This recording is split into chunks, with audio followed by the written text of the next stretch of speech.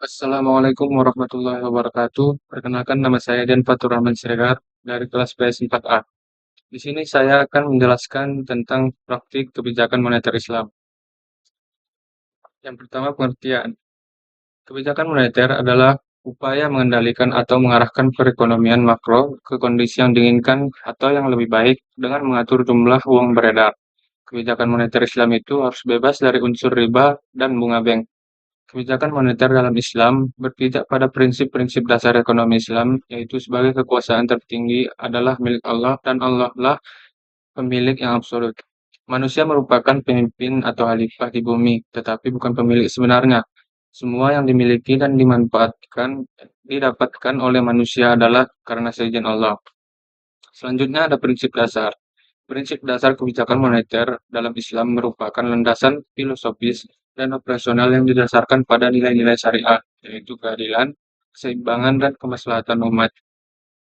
Selanjutnya ada tujuan. Secara garis besar, tujuan kebijakan moneter dapat dirinci sebagai berikut.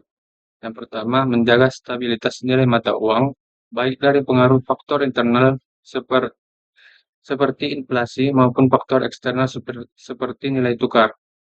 Yang kedua, mendorong pertumbuhan ekonomi yang berkelanjutan dengan mengatur ketersediaan dana dan suku bunga atau dalam sistem konvensional atau melalui pembiayaan syariah bebas bunga dalam sistem Islam sehingga sektor real dapat berkembang secara optimal.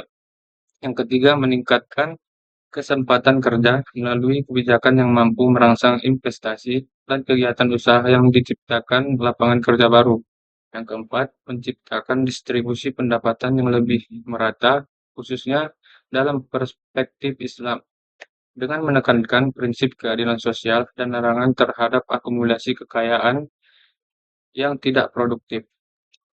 Kelima, menjaga stabilitas sistem keuangan baik dengan pengawasan terhadap sektor perbankan maupun melalui penyediaan instrumen likuiditas yang sesuai prinsip syariah seperti sertifikat bank syariah atau SBIS dan pasar uang antar bank syariah. Selanjutnya ada praktik moneter Islam masa sekarang. Perkembangan kebijakan moneter Islam di Indonesia dalam konteks modern sejak berdirinya Bank Muamalat Indonesia pada tahun 1992, sistem keuangan syariah mulai tumbuh, menerapkan prinsip bagi hasil atau profit dan loss sharing, serta menghindari riba, gharar, dan maisiat. Bank Indonesia kini telah mengembangkan instrumen kebijakan moneter syariah seperti SBIS, GWM Syariah, dan PASBIS, serta operasi pasar terbuka berbasis suku untuk menjaga stabilitas ekonomi. Fokus fokus juga diberikan pada pembiayaan sektor real dan UKM, serta pengendalian inflasi dengan pendekatan zakat dan nilai sosial Islam. Tantangan utama meliputi rendahnya pemahaman masyarakat, infrastruktur yang belum optimal, serta perlunya penguatan sistem bagi hasil dan kepatuhan syariah. Namun potensi pengembangan masih besar karena dukungan pemerintah, pertumbuhan ekonomi, inklusi keuangan, dan kesadaran masyarakat yang meningkat. Kebijakan moneter syariah modern menekankan sinergi antara sektor real, sosial, dan moneter, serta menempatkan uang sebagai alat tukar untuk mendorong produktivitas, keadilan sosial, dan kesejahteraan umat, bukan sebagai komoditas untuk dispekulasikan. Yang terakhir ada kesimpulan. Kesimpulannya, kebijakan moneter Islam adalah strategi ekonomi berbasis syariah yang menekankan keadilan, larangan riba, dan distribusi kekayaan.